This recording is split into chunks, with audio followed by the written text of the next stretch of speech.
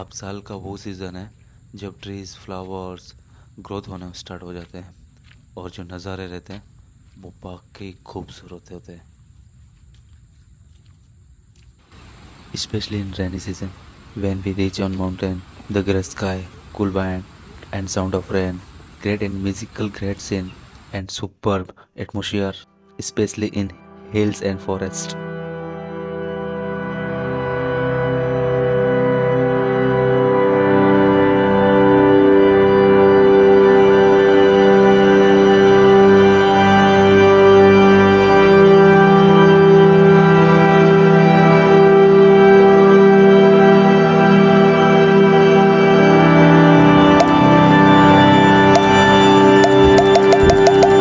Good morning. आज हम लोगों ने प्लान किया है परबलगढ़ का, जो कि सुबह का वेदर काफ़ी अच्छा था। बट जैसे ही हम लोग ने यहाँ पे एंट्री की और काफ़ी अच्छी बारिश हो रही है, वेदर पूरा चेंज हो चुका है। जबकि हमें 3-4 घंटे का ट्रैक है वो पूरा कंप्लीट करना है। ऐसे ही अगर बारिश आए थोड़ा मुश्किल होने वाला है, तो अभी देखना है सिर्फ आगे जाके क्या होने वाला है। अब बात है 16वीं सेंचुरी की। बहमनी सल्तनत के टाइम परबलगढ़ का नाम एक्चुअल में मोरंजन था। फिर बहमनी सल्तनत को बीट करके मुगलों ने इस पर कब्जा किया। फिर 1657 में छत्रपति शिवाजी महाराज ने एक मुगल सरदार केशर सेन को बीट करके इस फोर्ट पर अपना भगवा फहराया और तब महाराज ने फोर्ट का नाम चेंज करके परबलगढ़ रखा था। परबलगढ़ 1664 में पुरंदर की सिंधी के मुगलों को सौंप दिया गया था।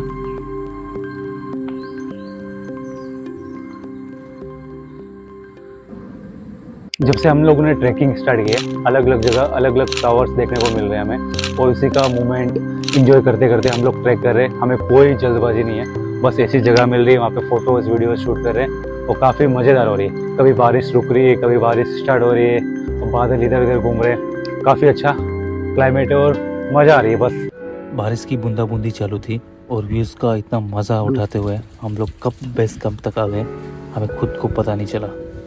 इतना अच्छा नज़ारा था कि हर कदम पर कुछ और देखने को मिल रहा था।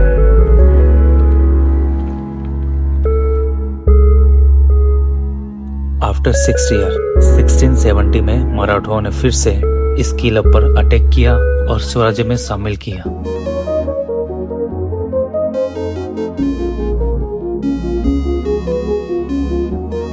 अब आ गया हमारा बेस कैंप। वो जो दिख रहा है वो कला मंदिर है। अभी ज़्यादा दूर नहीं है। बेस कैंप पे थोड़ा रेस्ट करेंगे, थोड़ा कुछ खा पी लेंगे, उसके बाद परबलगढ़।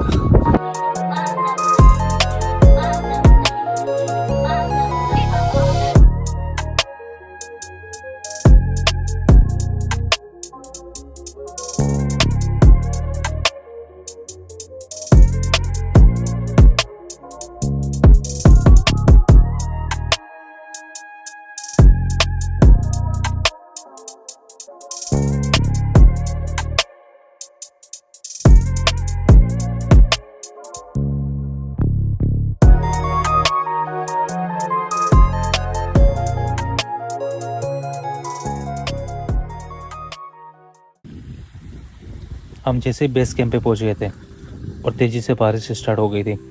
चारों तरफ फॉग, 100 मीटर से आगे कुछ दिखाई नहीं दे रहा था।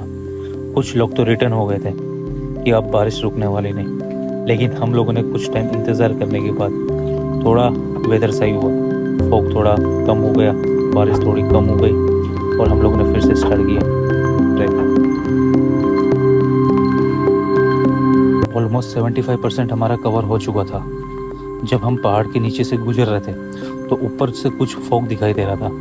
वो इतना प्यारा लग रहा था, ऐसा लग रहा था जैसे कि कॉटन कैंडी, जैसे कि फूंक मारते ही उड़ जाए। इतना प्यारा व्यू लग रहा था भाई साहब कि अब तो बस रहा नहीं जा रहा था कि कब ऊपर जाए और फूंक दे के उड़ाए। जितना प्यारा ये व्यू नज़र आ रहा था उतना ईजी नहीं था कि ऊपर जाना। बस हम तो ट्रैक कर रहे थे, पर हमें नहीं पता था कि ऊपर जाके कुछ ट्रैक इतना हार्ड होगा। बस चलते गए, फिर अचानक से स्टेप आया जो कि हमें पता चला कि रियल ट्रैक तो ये है।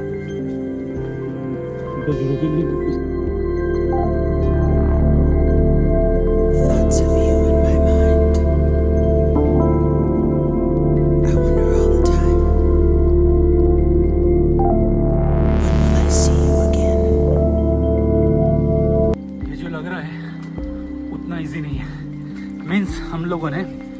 किलोमीटर तय करने के लिए मिनिमम 1 घंटा लगा दिया। पूरा स्टेप है, डायरेक्ट चढ़ना पड़ता है। बहुत भारी है, हालत हमारी। ये स्टेप चढ़ने के बाद अबे हमें लग ही नहीं रहा था कि हम परबलगढ़ पे हैं। एक्चुअल में ये पूरा जंगल था, ऐसा फील ही नहीं हो रहा था कि हम ऊपर हैं। और ये जंगल क्रॉस करने के बाद जो हमें व्यूज दिखा वो कुछ इस तरह का था।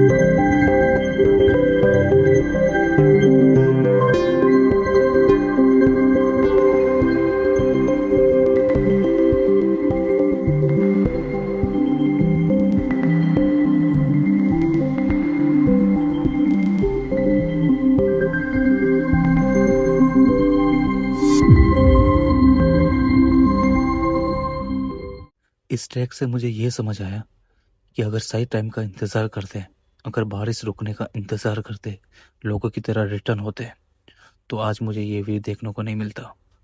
सो ये बात तो है कि आप स्टेप उठाओ, आगे चलो, नेचर आपके साथ है।